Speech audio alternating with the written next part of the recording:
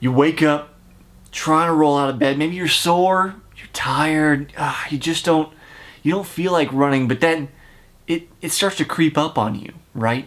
That guilt that you're thinking about not running. How could you possibly think about not running? Well, I'm Jesse Funk, and on today's episode of Runner's High, we're going to talk about why you feel that guilt when you don't go run.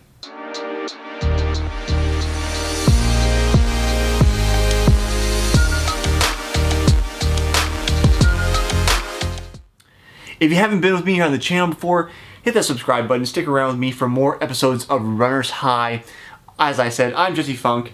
This show is Runner's High. We talk about everything runners, running, and also on the channel, in case you're interested, I interview people on the Smart Athlete podcast. These are interdisciplinary athletes doing all kinds of amazing things, so you'll want to check those out here on the channel. As always, hit that subscribe button and stick around with me. Now, when we're talking about guilt and not running, I am guilty of being through this for years. I mean, probably even decades at this point, closing in on 20 years of competitive running. It is something that binds you to those workouts. And it happens for a number of reasons. You see, psychology is one of my big things. I didn't get an undergrad degree in psychology for no reason, at least one of my two majors. And the things that happen inside of our brains are fascinating to me. And I've talked to people about this. I've been through this. And one of the healthy things is accountability.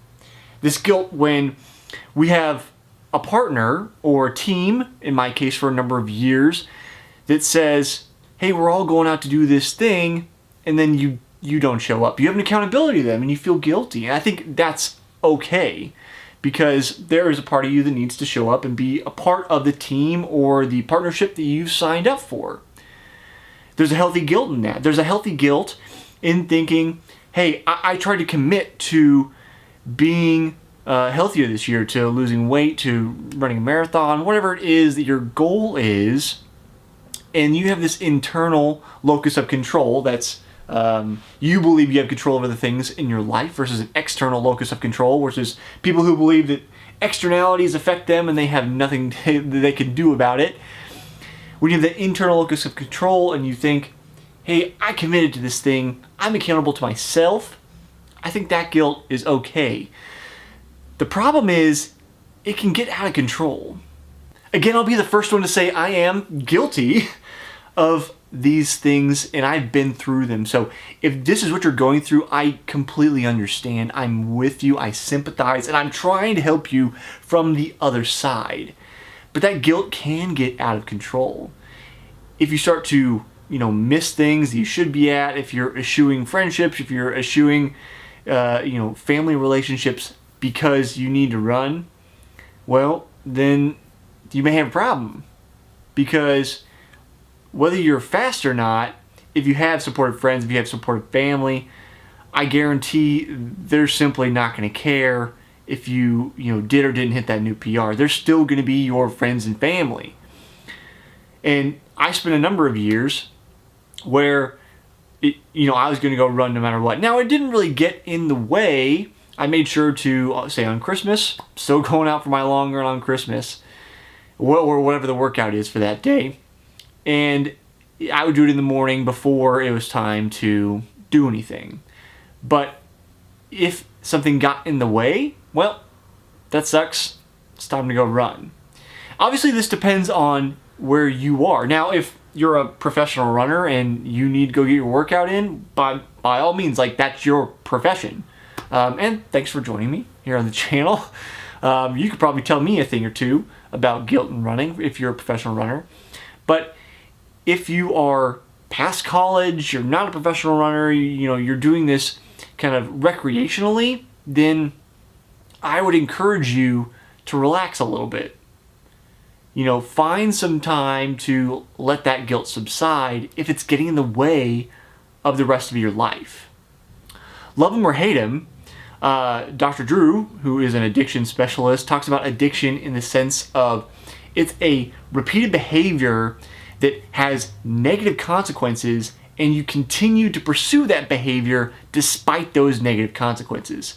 So when that guilt pushes you into running to do things like going out for a run or working out that has negative consequences, meaning you miss work or you miss family things or any of those kinds of situations, and they have negative consequences, you lose your job, your family starts to be distant from you, you're losing friendships, then that's a problem.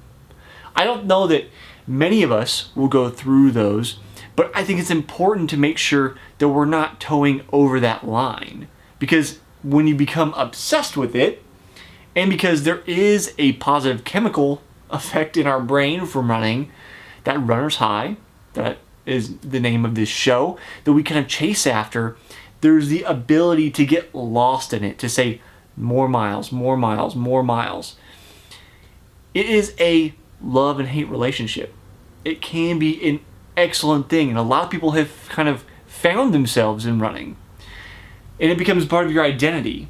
But that's part of the rub, is that you feel like it's part of your identity. It's who you are, and if you don't do it, then who am I? Who am I if I don't run? Am I nobody? Am I not important? The thing is, you have to find a place of self-worth that's beyond running. And that took me a number of years to do. I think I'm still probably working on it. It's tough, but you have to know that you're worth more than your times or your speed or your PRs or the medals or the finishing. You're worth more than that. So if you're guilty because you don't think you're worth anything, because you're worthless if you're not a good runner, then I'll flat out tell you you're wrong. You are worth something. You're a human being. You have unique things to provide to this world, to add to our culture, to your family, to your friends, to the things that we all do to contribute to our society. You have unique things to add.